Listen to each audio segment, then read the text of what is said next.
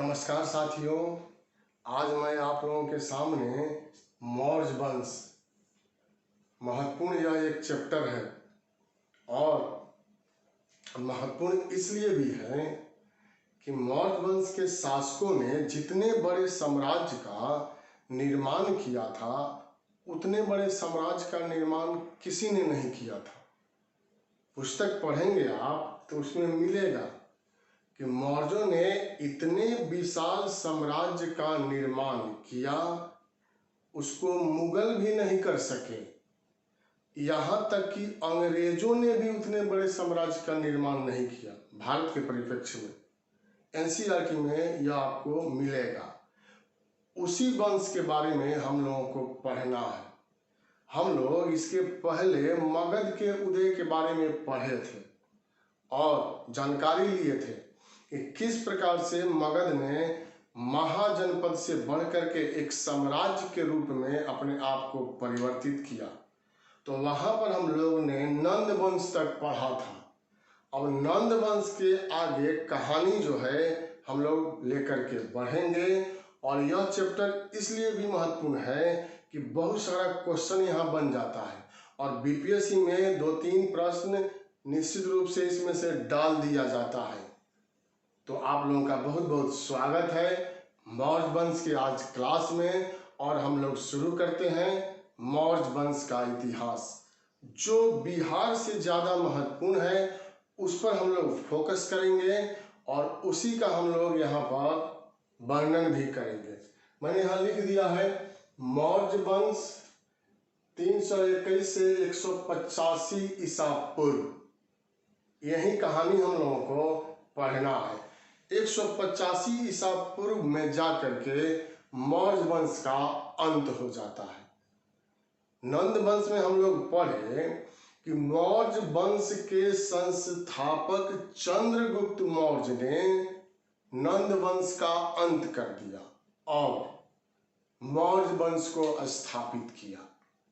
आप कोई भी पुस्तक उठाएंगे तो यह विवादित विषय है आज भी कि चंद्रगुप्त मौर्य की जाति क्या थी, अर्थात मौर्य कौन थे, किस जाति के थे। और इस पर विद्वानों में पुस्तकों में आज भी विवाद जो है वह बना हुआ है। तो पहले हम लोग जानेंगे कि चंद्रगुप्त मौर्य जिस मौर्य वंश की स्थापना करता है वह मौर्य कौन थे, समझने का आप यहाँ प्रयास करेंगे। यह मुख्य परीक्षा में भी आपको साथ जो है वह देगा। तो यहाँ पर मैं लिख रहा हूं, आपको देखना है।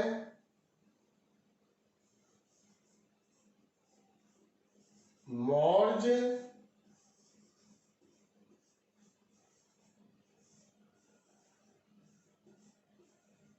कौन थे, यह मौर्य कौन थे आज भी विवादित है।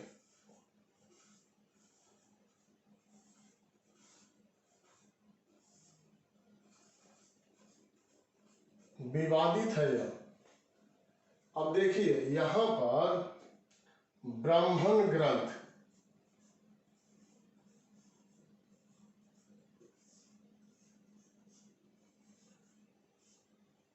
ब्राह्मण ग्रंथ जैसे पुराण, ब्राह्मण ग्रंथ में मैंने यहां पुराण लिया और पुराण के अनुसार मौर्य जो थे वह क्या थे, तो यह शूद्र थे। ब्राह्मण ग्रंथ में मौर्यों को शूद्र कहा गया। पुराणों में यह वर्णन किया गया है कि धनानंद की पत्नी मूरा का पुत्र था चंद्रगुप्त मौर्य। लिखा हुआ है मूरा, यहां देखिए मूरा, इसी का पुत्र बतलाया गया है चंद्रगुप्त मौर्य को। और विद्वानों का मानना है कि इसी मूरा शब्द से आगे चलकर मौर्य शब्द बन गया। यह शब्द जो है वह बन गया।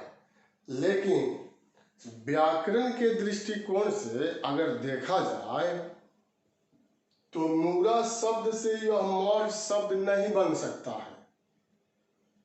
किससे बन सकता है? तो मूर शब्द से। यह मूर शब्द से ही यह मौर्य शब्द बन सकता है, न कि मूरा शब्द से यह शब्द बनेगा। इसीलिए यह शूद्र वाला मत जो है यह अमान्य हो जाता है। अब दूसरा, यहां पर आप देखेंगे जैन ग्रंथ,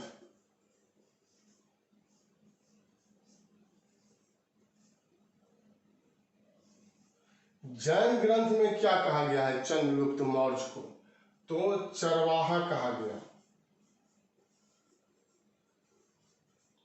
चरवाहा, गड़ेरिया,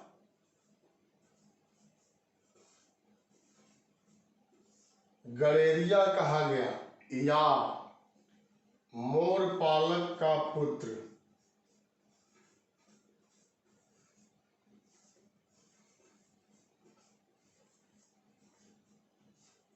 तो जैन ग्रंथ में चारवाहा या गड़ेरिया या मोर पालक का पुत्र जो है वह चंद्रगुप्त मौर्य को कहा गया।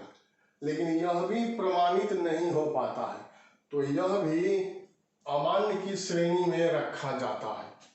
अब यहां बौद्ध ग्रंथ की बात आएगी।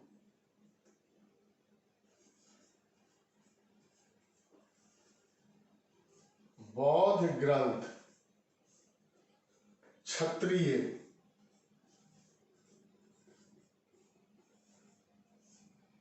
बौद्ध ग्रंथ में क्षत्रिय कहा गया है चंद्रगुप्त मौर्य को। एक यहां ग्रंथ और आता है मुद्रा राक्षस।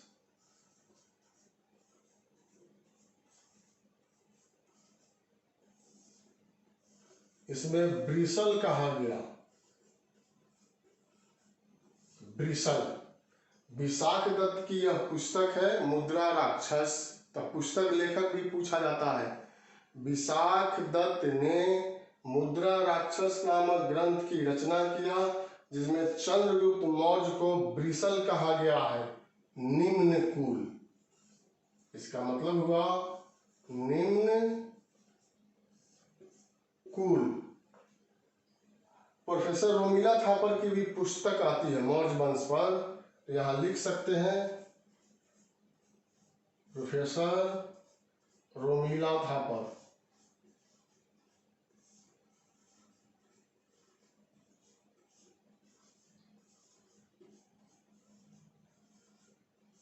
इन्होंने वैश्य कहा है।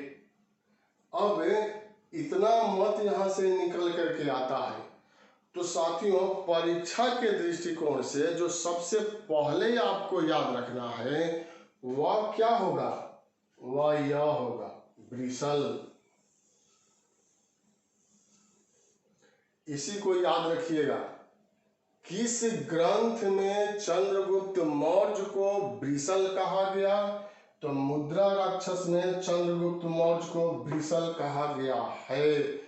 और मुद्रा राक्षस के लेखक कौन थे? विशाख दत्त। विशाख दत्त ने इस पुस्तक की रचना किया था। सर्वमान्य मत एक आएगा अंतिम, कि सबसे ज्यादा लोगों ने क्या कहा, तो यहां लिख रहे हैं सर्वमान्य मत। सर्वमान्य मत, मौर्य कुल के क्षत्रिय, मौर्य कुल के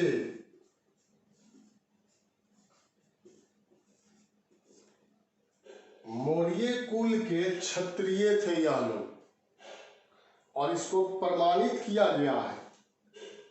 मौर्य कुल के क्षत्रिय की बात को माना गया है कि मौर्य कुल के शासक जो हैं वह पिपली वन में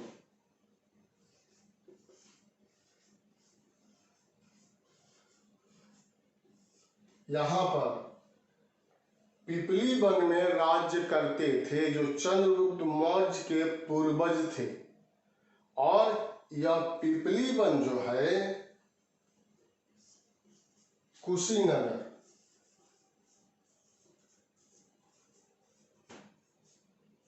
कुशीनगर से लेकर के लुम्बिनी,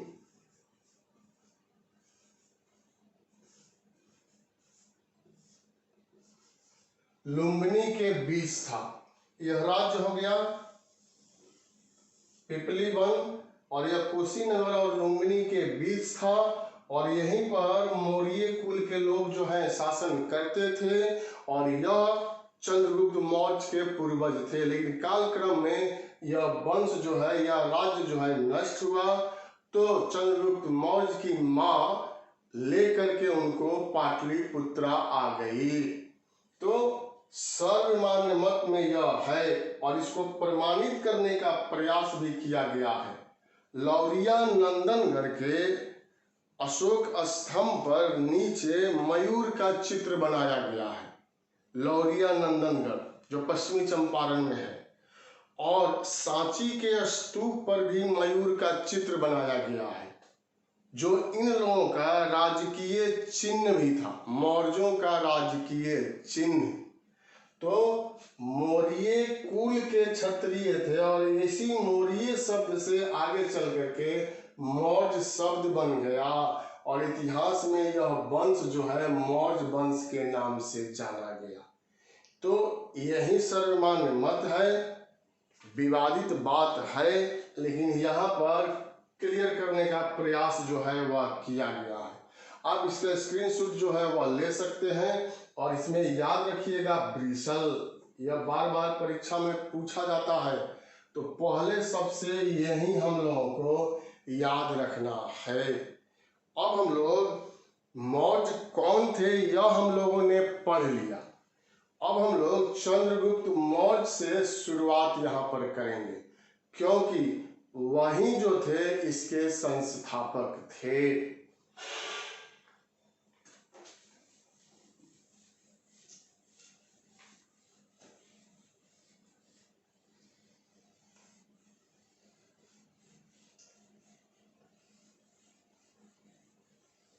मैंने यहाँ पर मिटा दिया साथियों, और मिटाने के बाद आपसे पूछ रहा हूं, मुद्रा राक्षस की रचना किसने किया?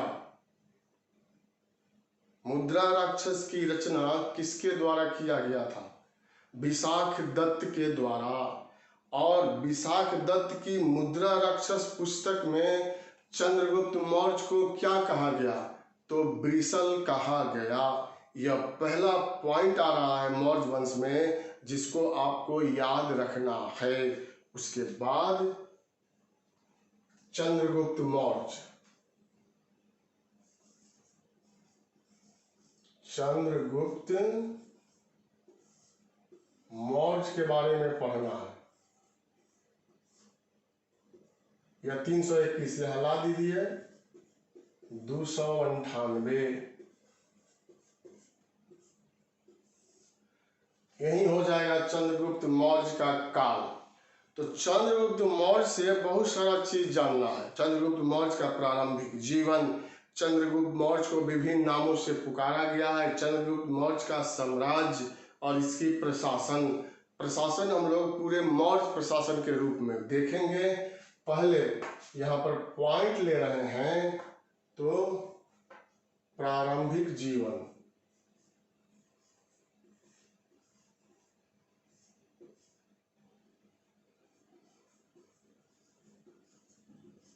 दूसरा नामकरण, कई नामों से पुकारा गया है।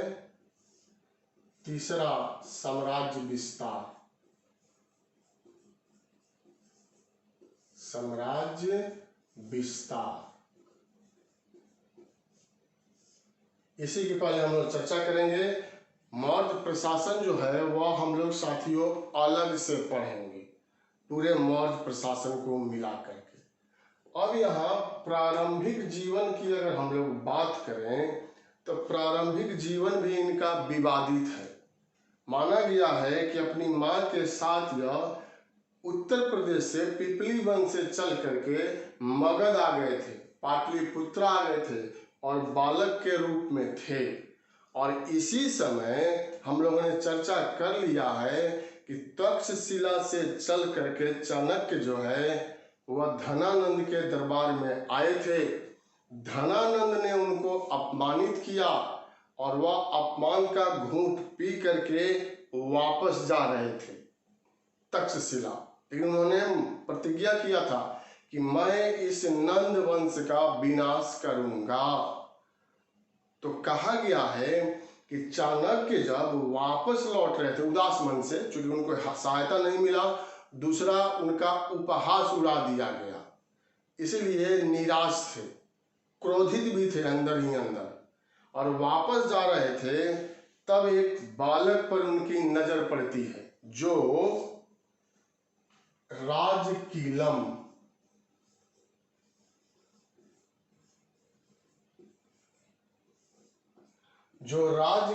नामक खेल खेल रहा था। राजकीलम, बचपन में हम लोग भी बहुत सारे खेल खेले होंगे, आप लोग भी खेले होंगे। उसी में से एक खेल है राजकीलम। स्वयं वह चंद्रगुप्त मौर्य जो था, बालक जो था, वह राजा बना हुआ था और अपने दोस्तों को प्रजा बना करके यह राजकीलम नामक खेल जो है वह खेल रहा था। चाणक्य जैसी पारखी नजर इस पर पड़ गई। अद्भुत बालक कि इतने कम उम्र में स्वयं राजा बन गया, इसकी विलक्षण बुद्धि है, नेतृत्व करने की इसमें क्षमता है, योग्यता से यह भरा पूरा है। तो नजर जब पड़ जाती है और उनकी पारखी नजर ने पहचान लिया कि यही वह बालक मेरा साथ देगा, और यही वह बालक आगे चल करके इसी बालक के सहायता से मैं इस नंद वंश का विनाश कर दूंगा। उस बालक को लेकर के तक्षशिला चले गए। तक्षशिला हम लोग नाम सुने हैं।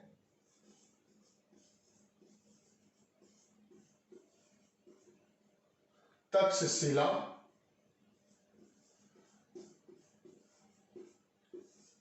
साथियों, इस तक्षशिला का स्थापना राजा तक्ष ने किया था इन्होंने, और इसी तक्षशिला में गंधार प्रदेश में है, यह पाकिस्तान के गंधार प्रदेश में तक्षशिला स्थित है। और इसी जगह तक्षशिला विश्वविद्यालय की स्थापना की गई थी, जो विश्व का सबसे प्राचीन विश्वविद्यालय है, महाविहार है। तो यहीं के चाणक्य थे। अगर चाणक्य की हम लोग चर्चा करें तो इनसे बहुत सारा प्रश्न बन जाता है।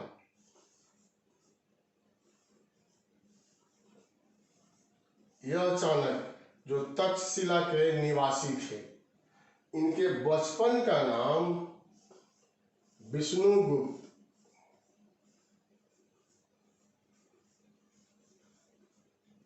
बचपन का नाम इनका विष्णुगुप्त था। इन चाणक्य को विष्णुगुप्त के साथ साथ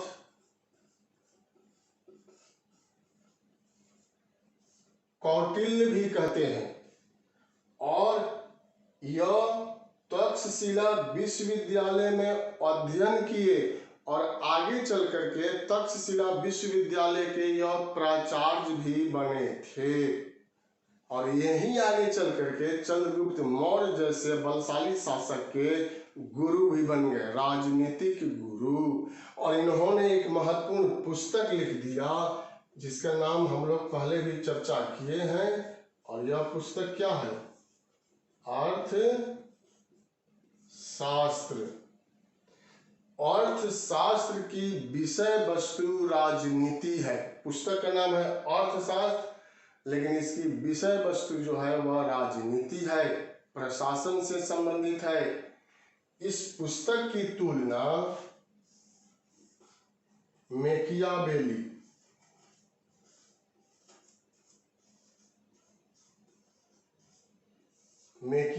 की पुस्तक द प्रिंस द प्रिंस के साथ किया जाता है।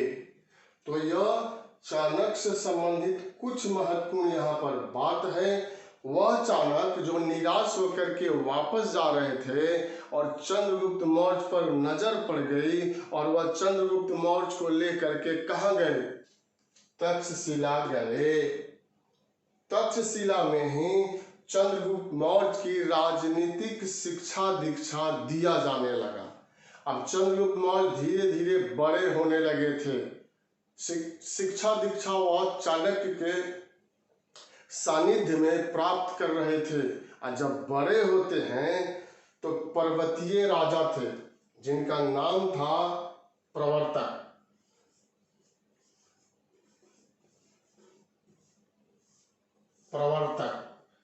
इसी प्रवर्तक की सहायता से चंद्रगुप्त ने पश्चिमोत्तर भारत के क्षेत्र में यूनानियों को पराजित कर दिया।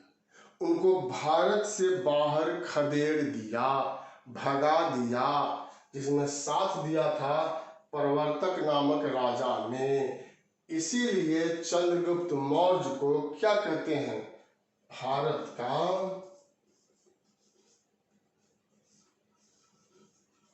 मुक्तिदाता। याद रखना है, परीक्षा में पूछा जा सकता है। यूनानियों की सत्ता से मुक्त कर दिया, इसीलिए चंद्रगुप्त मौर्य को भारत का मुक्तिदाता कहा जाता है। तो यह कुछ प्रमुख बात है प्रारंभिक जीवन से। अब आगे हम लोग बढ़ते हैं तो पाते हैं कहानी के रूप में कि अब चंद्रगुप्त मौर्य जो है मगध की तरफ बढ़ते हैं और पाटलिपुत्रा पर आक्रमण कर दिया। लेकिन इस आक्रमण में उनको सफलता नहीं मिला, बल्कि पराजय का सामना करना पड़ा। एक तरह से आप कह सकते हैं निराश मन से वापस लौट रहे थे तो एक स्थान पर उन्होंने शिविर डाला था, ऐसे कहानी में लिखा हुआ है। और एक बूढ़ी माँ अपने बच्चे को खाना दी थी तो वह बीच में से खाने लगा। गरम खाना था और बीच में से जब वो खाने का प्रयास किया, उठा करके मुंह में रखा तो हाथ भी जल गया और मुंह भी जल गया। उस बूढ़ी माँ ने उसको समझाया कि बीच में से खाओगे तो यही हाल होगा, किनारे से खाओ, धीरे धीरे आगे बढ़ो, किनारे से खाते खाते तब बीच में पहुंचो। यह बात जो है चंद्रगुप्त मौर्य ने सुन लिया और उनके दिमाग में यह बात आया। तब उनको समझ में आया कि मैंने बहुत बड़ा गलती कर दिया। मैंने तो सीधे सीधे राजधानी पर, सेंटर पर, केंद्र में आक्रमण कर दिया था। मुझे किनारे से बढ़ना चाहिए था। और फिर वापस लौटते हैं और सेना को संगठित करते हैं और फिर मगध पर आक्रमण करते हैं। उनके गुरु कौटिल्य साथ में थे। धनानंद की हत्या कर दी गई।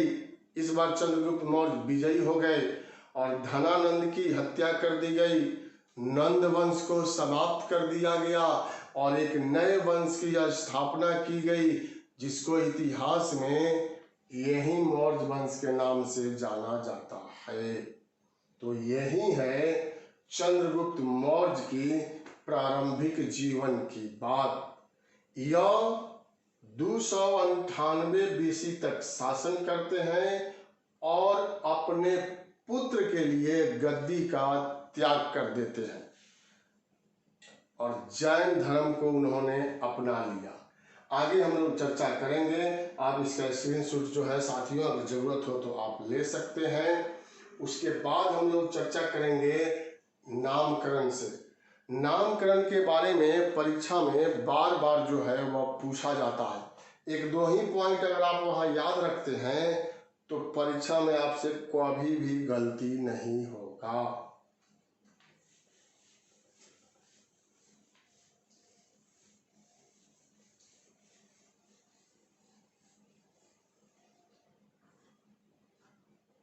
अब यहाँ नामकरण है। नामकरण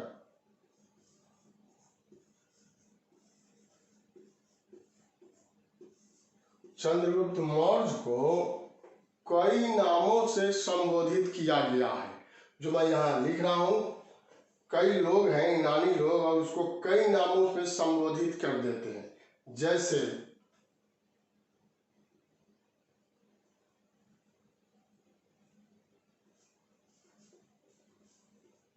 यहाँ पर जस्टिन का नाम आएगा। जस्टिन चंद्रगुप्त मौर्य को सेंड्रोकोटस कहते हैं।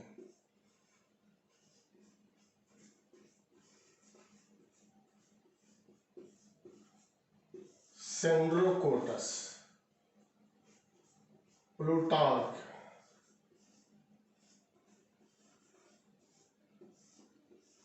एंड्रोकोटस,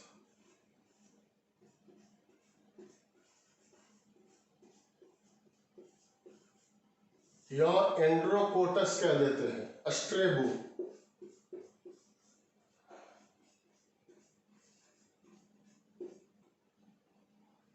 स्ट्रेबो जो है पॉलीब्रोथस कहते हैं।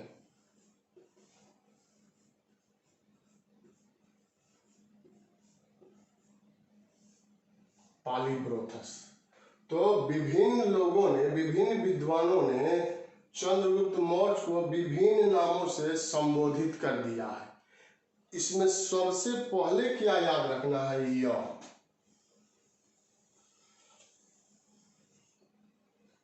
किसने चंद्रगुप्त मौर्य को सेंड्रोकोटस कहा? तो जस्टिन ने कहा सेंड्रोकोटस। भाषा विज्ञान की बात है, चंद्रगुप्त शब्द और सेंड्रोकोटस शब्द जो है समीप दिखलाई पड़ता है भाषा विज्ञान के अनुसार, और उसी के आधार पर माना गया कि जस्टिन ने जिस सेंड्रोकोटस का उल्लेख किया है वह चंद्रगुप्त मौर्य थे। अब दूसरा पॉइंट इसमें क्या बनेगा, जो बीपीएससी ने पूछ भी दिया है कि सेंड्रोकोटस की पहचान चंद्रगुप्त मौर्य के रूप में सबसे पहले किसने किया? तो नाम है William Jones. Sir William Jones भी इनको कहते हैं। सबसे पहले सेंड्रोकोटस की पहचान चंद्रगुप्त मौर्य के रूप में इसी विलियम जोन्स ने किया था। यह सेंड्रोकोटस जो है वह चंद्रगुप्त मौर्य है। तो नामकरण से सबसे पहले 2 पॉइंट ही याद रखा जाता है। एक, सेंड्रोकोटस किसने कहा? तो जस्टिन ने। और सेंड्रोकोटस की पहचान चंद्रगुप्त मौर्य के रूप में सबसे पहले किसने किया? विलियम जोन्स ने। तो नामकरण से यही महत्वपूर्ण जो है वह पॉइंट बन जाता है। मैं आशा करता हूं कि इसी समय आप लोगों को यह दोनों पॉइंट याद हो गया होगा। आसान है, 2 शब्द जो है वह याद हम लोगों को कर लेना है। इसके बाद हम लोग पढ़ेंगे यहाँ साम्राज्य विस्तार, कि किस प्रकार से चंद्रगुप्त मौर्य ने अपने क्षेत्र का विस्तार किया और मगध का क्षेत्र विस्तार का कार्य जो थोड़ा अधूरा रह गया था उसको पूरा कर देता है। इतना बड़ा साम्राज्य का निर्माण कर देता है कि इसकी सीमा जो है ईरान की सीमा से जाकर के लग जाती है। उसी साम्राज्य विस्तार के बारे में हम लोग यहाँ पर चर्चा करेंगे। स्क्रीनशॉट आप लोग ले लिए होंगे।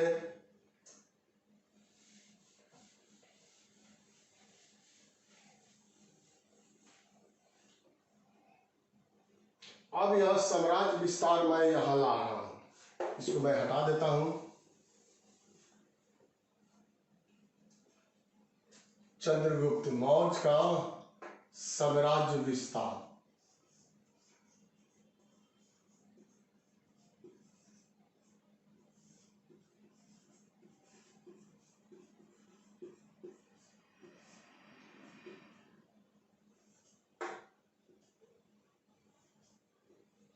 साम्राज्य विस्तार। सबसे पहले अगर हम लोग पूरब की बात करें, पूर्व में इसका साम्राज्य विस्तार बंगाल की खाड़ी तक।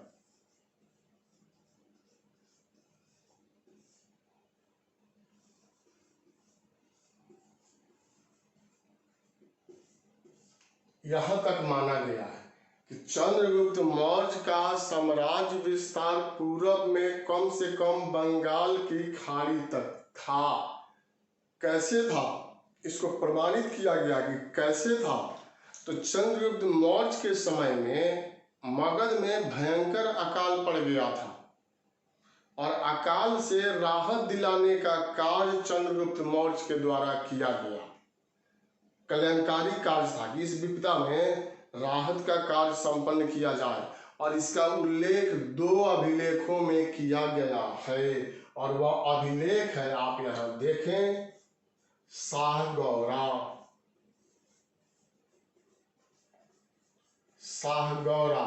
दूसरा है महास्थान, यह गोरखपुर, और यह वर्तमान में बांग्लादेश, उस समय का बंगाल। इसी 2 अभिलेख में चंद्रगुप्त मौर्य के द्वारा राहत कार्य संपन्न कराने का उल्लेख किया गया है। तो यह जो स्तंभ लेख होते थे, अभिलेख होते थे, शिलालेख होते थे, अपने राज्य क्षेत्र में बनाया जाता था। यह साम्राज्य का भी निर्धारण करते थे। इसलिए विद्वानों का मानना है कि जो यह अभिलेख मिला है और इसमें उल्लेख किया गया है, तो निश्चित रूप से यह क्षेत्र जो है उस समय का बंगाल और इस समय का बांग्लादेश, इनके अधीन रहा होगा। प्रमाणित हो गया कि पूरब में बंगाल की खाड़ी तक इनका क्षेत्र था। पश्चिम में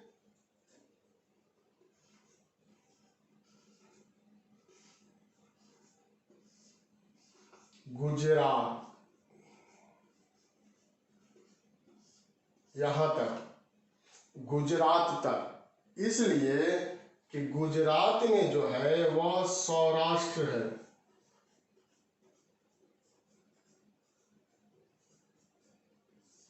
और यह क्षेत्र चंद्रगुप्त मौर्य के अधीन था। कैसे था कि सौराष्ट्र के प्रांतपति थे पुष्यगुप्त, यह प्रांतपति थे पुष्यगुप्त। चंद्रगुप्त मौर्य ने इनको आदेश दिया था, सुदर्शन झील का निर्माण कराया गया सिंचाई व्यवस्था पर ध्यान देते हुए। तो सुदर्शन झील से अब परीक्षा में प्रश्न जो है अब शुरू हो गया। परीक्षा में सीधे पूछेगा कि सुदर्शन झील का निर्माण किसने कराया? चंद्रगुप्त मौर्य ने कराया था। चंद्रगुप्त मौर्य के आदेश पर सुदर्शन झील का निर्माण किसने कराया? तो पुष्यगुप्त ने। उस समय प्रांतपति के पद पर यह आसीन थे। और तीसरा, सुदर्शन झील के निर्माण के बारे में जानकारी किस अभिलेख से मिलता है? तो जूनागढ़,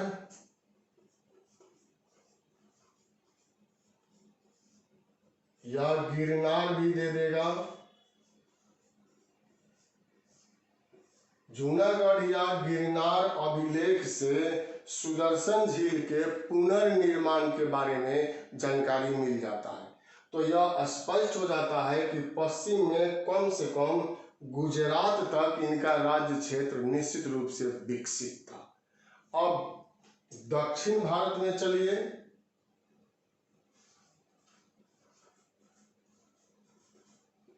दक्षिण भारत, तो चंद्रगुप्त मौर्य अपने अंतिम समय में अपने धार्मिक गुरु, भद्रबाहु नाम था, अंतिम समय में धार्मिक गुरु भद्रबाहु के साथ कर्नाटक चले गए।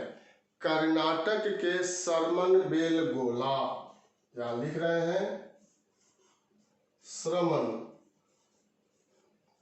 बेलगोला,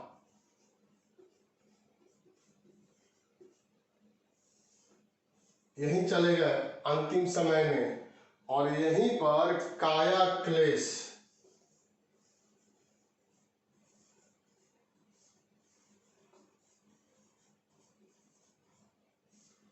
काया क्लेश का पालन करते हुए मृत्यु को प्राप्त हुए। काया क्लेश का मतलब है शरीर को कष्ट देना। तो विद्वानों का क्या कहना है कि दक्षिण भारत में कम से कम कर्नाटक में है सरवन बेला गोला, तो कर्नाटक तक इनका राज्य जो है वह निश्चित रूप से था, इनके नियंत्रण में था। अब बात हम लोग करेंगे पश्चिमोत्तर भारत की। पश्चिमोत्तर भारत ऐसा क्षेत्र है जहां पर हमेशा, जिस रास्ते से हमेशा विदेशियों का आक्रमण होते रहा है, उसी मार्ग से सबसे पहले ईरानी लोग आक्रमण किए थे भारत पर, डेरियस प्रथम के नेतृत्व में। उसी मार्ग से सिकंदर महान आक्रमण किया था, जो पहला यूनानी था, और फिर उसी का सेनापति भारत पर आक्रमण कर देता है। तो पश्चिमोत्तर भारत में अगर हम लोग देखें,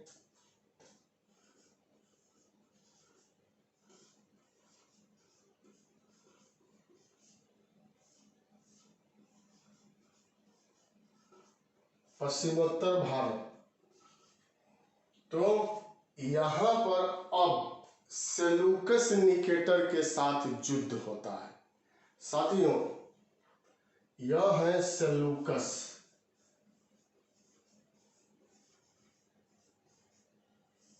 निकेटर। युद्ध हुआ 305 बीसी से 304 बीसी। सेलूकस निकेटर और चंद्रगुप्त मौर्य,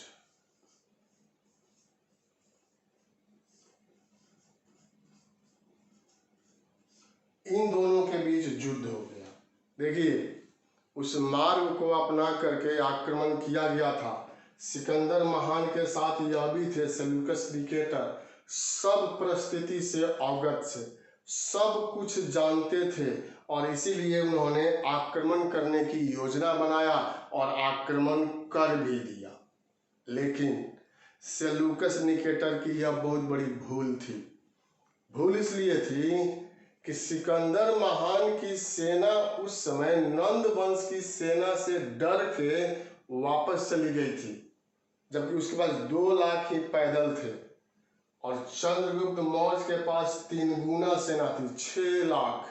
जस्टिन कहता है कि चंद्रगुप्त मौर्य ने 6 लाख सेना लेकर के संपूर्ण भारत को जम्बू द्वीप कहता है, संपूर्ण जम्बू द्वीप को रौंद दिया, भारत को रौंद दिया। मतलब उसके पास 6 लाख कम से कम सेना तो निश्चित रूप से थे।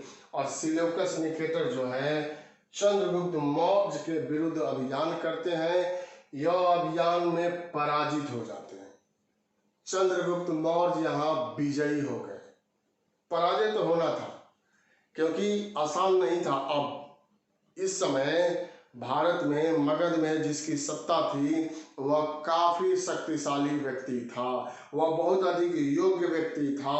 उसके साथ विश्व के सबसे बड़े योग्य, आप कह सकते हैं सबसे बड़े योग्य कूटनीतिज्ञ, दार्शनिक, चाणक्य जैसे राजनीतिक गुरु थे। वह तो विजयी होता ही, और विजयी हुआ।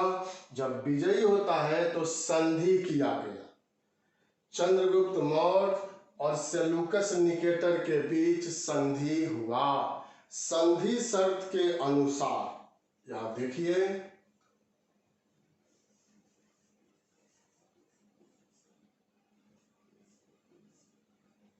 कंधार, काबुल,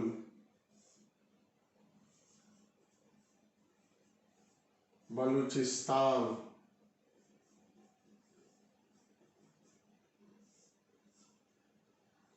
काबुल, कंधार, बलूचिस्तान और एक और क्षेत्र जो है, 4 क्षेत्र चंद्रगुप्त मौर्य को प्राप्त हो गया। और जैसे ही यह 4 क्षेत्र चंद्रगुप्त मौर्य को प्राप्त हुआ, एक हेरात है इसमें, 4 क्षेत्र, जैसे ही यह 4 क्षेत्र चंद्रगुप्त मौर्य को प्राप्त हुआ, इनकी साम्राज्य की सीमा जो है वह मध्य एशिया, इनकी चंद्रगुप्त मौर्य की साम्राज्य की सीमा मध्य एशिया,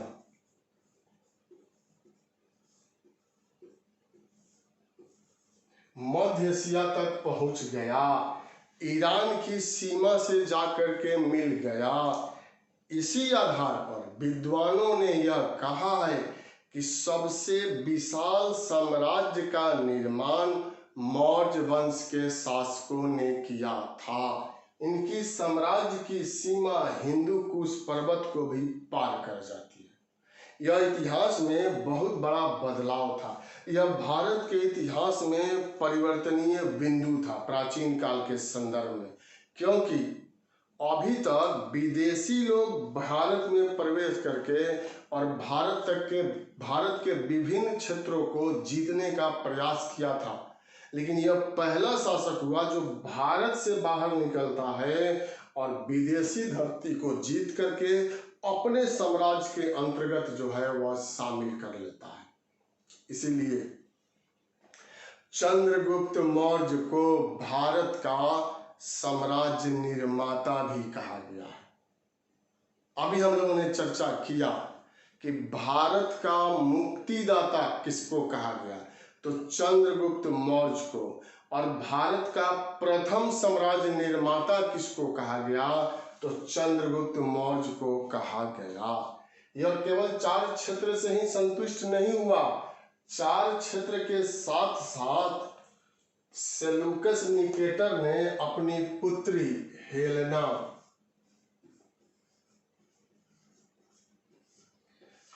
का विवाह भी चंद्रगुप्त मौर्य के साथ कर दिया। विश्व के इतिहास में यह पहला अंतर्राष्ट्रीय विवाह था साथी। विश्व के इतिहास में यह पहला अंतर्राष्ट्रीय विवाह था जो हेलेना और चंद्रगुप्त मौर्य के साथ हुआ। इसमें सबसे महत्वपूर्ण जो कड़ी जुड़ा वह यह था कि सेलूकस निकेटर ने अपना राजदूत मेगास्थनीज का फिर नाम आया,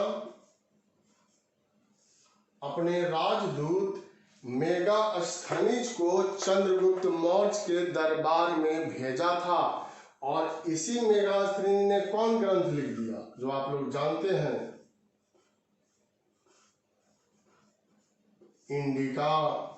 इसने जो कुछ भी देखा, चंद्रगुप्त मौर्य के दरबार में रहा और भारत के संदर्भ में जो कुछ भी देखा, इसने इंडिका नामक ग्रंथ की रचना कर दिया। और इस इंडिका से बार बार परीक्षा में प्रश्न जो है वह पूछा जाता है। यह पूछ दिया गया है कि चंद्रगुप्त मौर्य के दरबार में मेगास्थनीज आया था, किसने इसको भेजा था, तो किसने भेजा, सेलूकस निकेटर ने भेजा था। बीपीएससी की परीक्षा में यह पूछा गया है, क्वेश्चन बैंक होगा तो आप देखिएगा। इंडिका के लेखक कौन है, बीपीएससी में पूछ दिया गया है। अर्थशास्त्र के लेखक कौन है, बीपीएससी में पूछा गया है। अर्थशास्त्र की विषय वस्तु क्या है, बीपीएससी में पूछा गया है। किसने भारतीय समाज को 7 भागों में बांटा, मेगास्थनीज ने, और इसका वर्णन इंडिका में है, यह भी पूछा गया है। इसके पिछले बार जो परीक्षा हुआ था उसमें पूछा गया है कि मौर्य नगर प्रशासन का विशद विवेचन किस ग्रंथ में है, तो इंडिका नामक ग्रंथ में है। और मेगास्थनीज ने इसका विस्तार पूर्वक उल्लेख किया है। तो इस रूप में आपको यहाँ पर तैयारी करना है। अब यह संधि हुआ, इतना चीज जो है सेलूकस की तरफ से दिया गया। अब चंद्रगुप्त मौर्य ने भी 500 हाथी, यह गज सेना 500 हाथी जो है सेलूकस निकेटर को प्रदान किया। और यही 65वीं बीपीएससी की परीक्षा में पूछा गया है। कहने का मतलब है मेगास्थनीज से संबंधित या सेल्यूकस निकेटर को मिला करके इससे संबंधित 1-2 प्रश्न हर बार परीक्षा में पूछ दिया जाता है।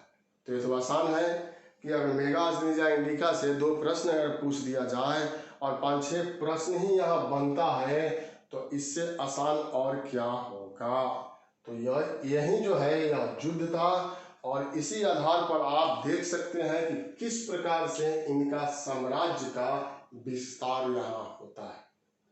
जैसे ही यह साम्राज्य का विस्तार हुआ, प्रसिद्ध विद्वान स्मिथ ने हिंदू कुश पर्वत को वैज्ञानिक सीमा के रूप में निर्धारित कर दिया। परीक्षा में पूछे किसने हिंदू कुश पर्वत को वैज्ञानिक सीमा के रूप में निर्धारण किया है, तो स्मिथ महोदय ने यह निर्धारण जो है वह किया है। अब आप स्पष्ट हो गया होगा कि चंद्रगुप्त मौर्य को क्यों मुक्तिदाता कहते हैं, चंद्रगुप्त मौर्य को क्यों भारत का प्रथम साम्राज्य निर्माता भी कहा जाता है। हम लोग जैन धर्म पढ़े थे तो वहां पर भी चर्चा किए थे, अभी भी हम लोग यहाँ चर्चा कर रहे हैं, दोहरा रहे हैं कि 2 तरह से गुरु के बारे में पूछा जा सकता है। चंद्रगुप्त मौर्य का धार्मिक गुरु कौन था? तो कौटिल्य थे। चंद्रगुप्त मौर्य के धार्मिक गुरु भद्रबाहु थे, कौटिल्य नहीं थे, भद्रबाहु थे। और चंद्रगुप्त मौर्य के राजनीतिक गुरु जो थे वह कौटिल्य थे। भद्रबाहु के समझाने पर चंद्रगुप्त मौर्य ने जैन धर्म को अपनाया और अपने गुरु के साथ यही शरमन बेलगोला चला गया और यही काया कलेश का पालन करते हुए मृत्यु को प्राप्त हुआ। इसको जैन ग्रंथ में कहते हैं सल्लेखना।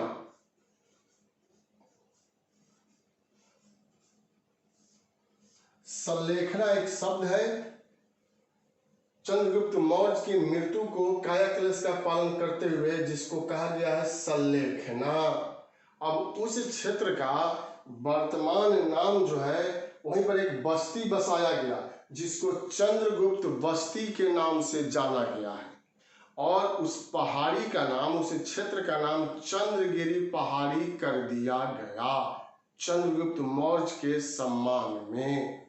देखिए स्वयं गद्दी का त्याग कर दिया। अगर चाहते तो और अधिक दिनों तक गद्दी जो है वह चलाते रहते और अधिक दिनों तक वह शासक बन सकते थे, लेकिन अपने पुत्र बिंदुसार के लिए उन्होंने गद्दी का जो है वह त्याग कर दिया था। तो यही चंद्रगुप्त मौर्य से संबंधित जो है वह महत्वपूर्ण बात है। और इसके बाद जो आएगा वह हम लोग पढ़ेंगे बिंदुसार के बारे में। आप इसका स्क्रीनशॉट भी आप ले सकते हैं। इससे आपको कोई तथ्य अगर आप भूल गए तो इससे जो है निश्चित रूप से आपको याद हो जाएगा। साथियों, मैं बार बार कहता हूँ कि परीक्षा की तैयारी करने के लिए जब आप निकल पड़े हैं, रास्ता जो है आगे बढ़ा दिए हैं, तो पीछे हटने का तो सवाल ही नहीं है। पीछे हटने का सवाल इसलिए नहीं है कि अगर आपके परिवार के मम्मी पापा जो हैं, भैया हैं, या जो भी आपको पढ़ने के लिए बाहर रखे हुए हैं या घर पर भी हैं और खर्च दे रहा है, आपको सपोर्ट आपको कर रहा है, तो कभी भी पीछे नहीं हटना है। क्योंकि इस समाज में पीछे ले जाने वाले लोग जो हैं वह बहुत है, बहुत मिलेंगे आपको। आप उनको पहचान नहीं पा रहे हैं या पहचानते नहीं होंगे। आपसे वह जलन भाव रखते होंगे कि यह डीएसपी बन जाएगा, यह एसडीएम बन जाएगा, बीडीओ बन जाएगा, और हम पढ़ते नहीं हैं। तो क्यों नहीं इसको रास्ते से भटकाने का कार्य किया जाए। रास्ता से भटकना नहीं है, उस नकारात्मक सोच वाले के तरफ जो रास्ता जाती है उस रास्ता को ही बदल देना है। और जो सही मार्ग पर ले जाती है, जैसे भगवान बुद्ध क्या कहते हैं, अष्टांगिक मार्ग, जो सही मार्ग पर आपको ले जाती है उस रास्ता को पकड़ना है। और उसी रास्ते पर एकदम मध्यम मार्ग को अपना करके, भगवान बुद्ध का मार्ग को अपना करके लक्ष्य को प्राप्त कर लेना है। और वह लक्ष्य दूर नहीं है, अगर आप सच्चे मन से तैयारी करेंगे तो वह लक्ष्य तो मिलेगा ही। आप बीपीएससी का देखिए, पहले जो है बहुत ज़्यादा उम्र के लोगों को बीपीएससी होता था, मैंने परसेंटेज में 80% वहीं रहते थे, 90% वहीं रहते थे। लेकिन अब परिणाम जो है वह दूसरा हो गया है, जब सिलेबस चेंज किया गया है। पहले दो दो ऑप्शनल विषय होता था जिसके 4 पेपर होते थे, और 2 पेपर जीएस, 6 पेपर का परीक्षा देना होता था। हिंदी तो सबको देना ही है, लेकिन अब क्या किया गया कि जीएस तो 2 पेपर रहने दिया गया है, लेकिन ऑप्शनल पेपर जो है, वैकल्पिक विषय जो है, अब एक ही पेपर कर दिया गया, 3 पेपर हटा दिया गया, बोझ कम किया गया, पढ़ने का बोझ। तो अब क्या हो रहा है कि अब कम आयु के विद्यार्थी जो है ज़्यादा प्रतिशत में पास कर रहे हैं, और वह बदलते परिवेश में अपने आप को भी बदल रहे हैं।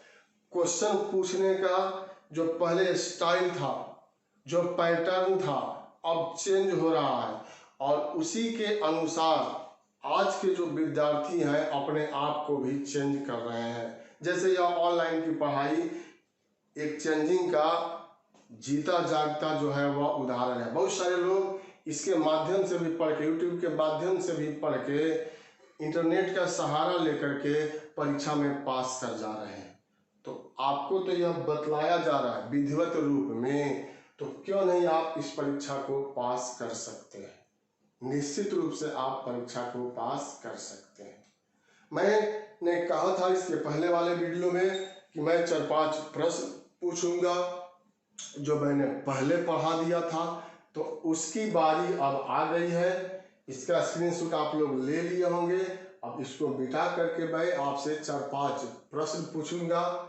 मौर्य वंश हम लोग पढ़ रहे हैं, तो इसके पहले का जो चैप्टर था वह था मगध का उदय।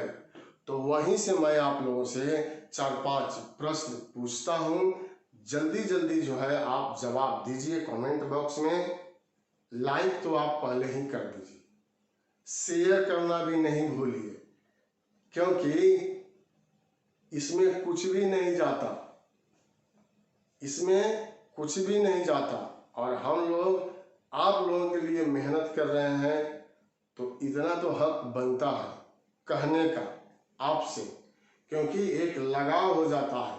आप वीडियो को देख रहे हैं, भले हम लोग आमने सामने नहीं है, लेकिन एक लगाव हो जाता है, एक अटूट बंधन जिसको देखा नहीं जा सकता वह हो जाता है।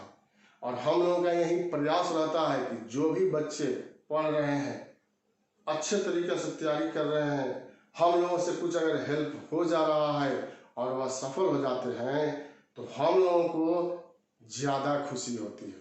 तो लाइक कीजिए और यहाँ प्रश्न का जवाब दीजिए।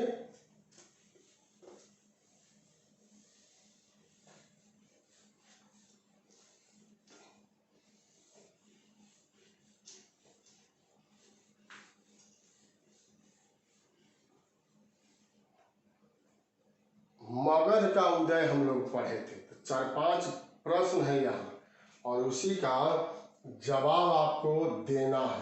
पहला,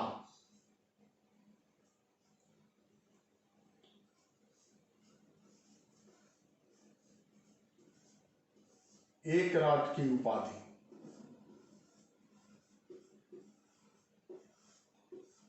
आपको बतलाना है कि एकराट की उपाधि किसने धारण किया था। कमेंट बॉक्स में जल्दी से बतलाइए, यह परीक्षा में पूछा जा सकता है। दूसरा, किसने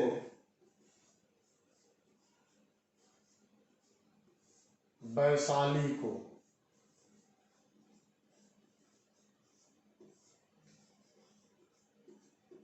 राजधानी बनाया।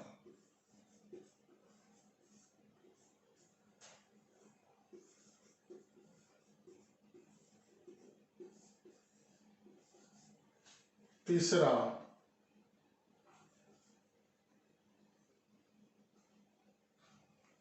सिकंदर का समकालीन कौन था?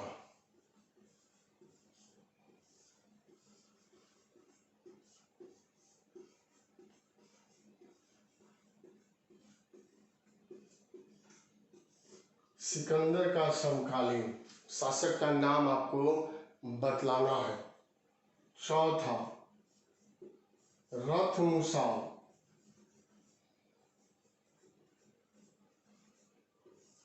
और महाशिलाकंटक।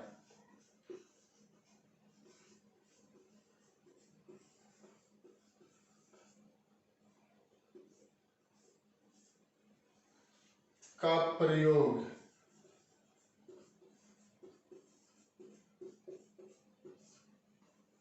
किस राज्य के विरुद्ध?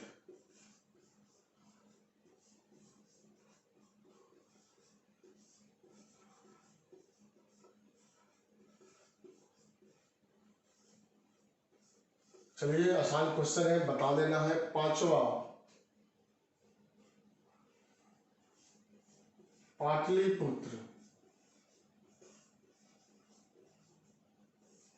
की स्थापना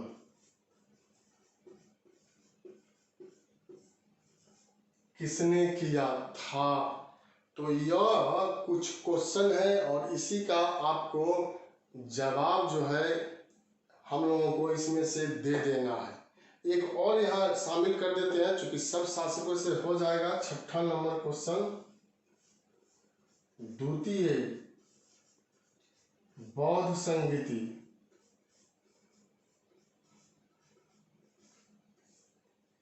किस शासक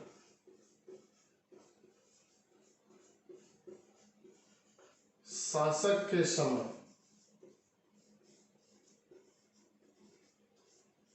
चलिए फटाफट जवाब दीजिए। यहाँ पर पहला क्वेश्चन आप लोगों का जवाब आ गया होगा। एक राट की उपाधि महापदम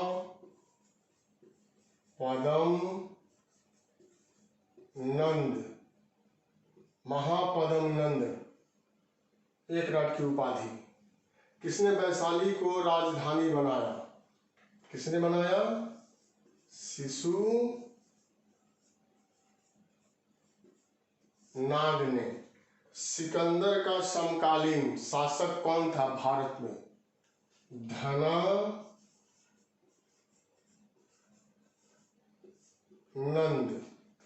रथमुसाल महाशिलाकंटक का प्रयोग किस राज्य के विरुद्ध अजातशत्रु ने किया था? वैशाली में। वैशाली विकल्प में नहीं रहेगा तो रहेगा लिच्छवी। तो कुछ भी आप लिख सकते हैं। पाटलिपुत्र की स्थापना किसने किया? ये तो बार बार पूछा जाता है परीक्षा में ना, मैंने विस्तार पूर्वक बताया भी। पाटलिपुत्र की स्थापना किसने किया? उदयन।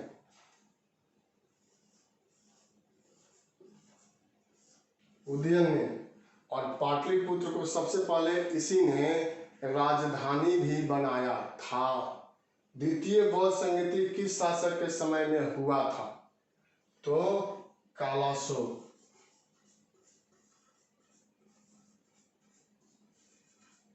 कालाशोक। यह कुछ महत्वपूर्ण पॉइंट है। मैं इसको इसलिए ला रहा हूं कि आप पढ़ रहे हैं, तैयारी कर रहे हैं अथवा नहीं कर रहे हैं। अगर मान लीजिए याद नहीं हुआ तो आप इसका स्क्रीनशॉट ले सकते हैं। महत्वपूर्ण क्वेश्चन है, इसमें से एक भी क्वेश्चन आ जाता है तो आपका यह मेहनत जो है वह सफल हो जाएगा। मेरा मेहनत जो है वह सफल हो जाएगा। तो इसी को ध्यान में रख करके आप तैयारी कीजिए। इसके बाद हम लोग पढ़ेंगे मौर्य वंश के अंतर्गत बिंदुसार के बारे में और महान शासक अशोक के बारे में चर्चा करेंगे अगले वीडियो में। और फिर अगले वीडियो जब आप देखेंगे तो उसमें चंद्रगुप्त मौर्य से संबंधित जो है वह क्वेश्चन पूछा जाएगा। तो तैयार हैं, हम साथ हैं। और पूरा सिलेबस जो है आप यहाँ देख रहे हैं बिहार के इतिहास का, वह पूरा कराया जाएगा आपको। उसके बाद इतिहास का शुरू होगा। मैं इतिहास ऑप्शनल पेपर का भी यहाँ पर शुरू करूँगा। मुख्य परीक्षा का भी मैं क्लास लूँगा, बीपीएससी की मुख्य परीक्षा का, लेकिन वो धीरे धीरे क्रमानुसार होगा। पहले यह आपको बढ़िया से तैयारी जो है पीटी का कर लेना है, और मुख्य परीक्षा की भी हम लोग क्लास जो है वह लेंगे, और उसमें भी आपको इससे भी बेहतर ढंग से समझाया जाएगा। इसलिए कि यहाँ तो आप याद कर लिए, वहाँ लिखना है, यहाँ रंगना है। तो किस शैली को अपनाया जाए, किस शैली में आंसर दिया जाए, शुरुआत कैसे किया जाए, बीच में क्या डाला जाए, और अंत में निष्कर्ष में क्या दिया जाए, यह सब चीज़ आपको यहाँ तोड़ तोड़ करके एक एक करके अलग अलग करके बतलाया जाएगा कि आप वीडियो देखने के साथ ही वह आपके दिमाग में आ जाए, सेट कर जाए, और आप परीक्षा में बिल्कुल ही नॉर्मल होकर के जाएं, सामान्य होकर के जाएं, और लिख करके सामान्य से ऊपर असामान्य अंक जो है वह प्राप्त कर लें। बहुत बहुत शुभकामना, बहुत बहुत धन्यवाद। फिर मिलते हैं आपसे अगले वीडियो में। लाइक कीजिए, पढ़ाने में बहुत मेहनत लगता है, देखिए पसीना भी आ रहा है, तो लाइक करना है, शेयर करना है साथियों। सब्सक्राइब भी कीजिए। अनअकैडमी जैसे संस्थान के द्वारा आप पढ़ रहे हैं, आपको मिल रहा है, इतनी बड़ी संस्थान है, और अभी वह फ्री में आपको पढ़ाई दे रही है, तो लाइक और सब्सक्राइब और शेयर तो चाहिए ही चाहिए। बहुत बहुत धन्यवाद।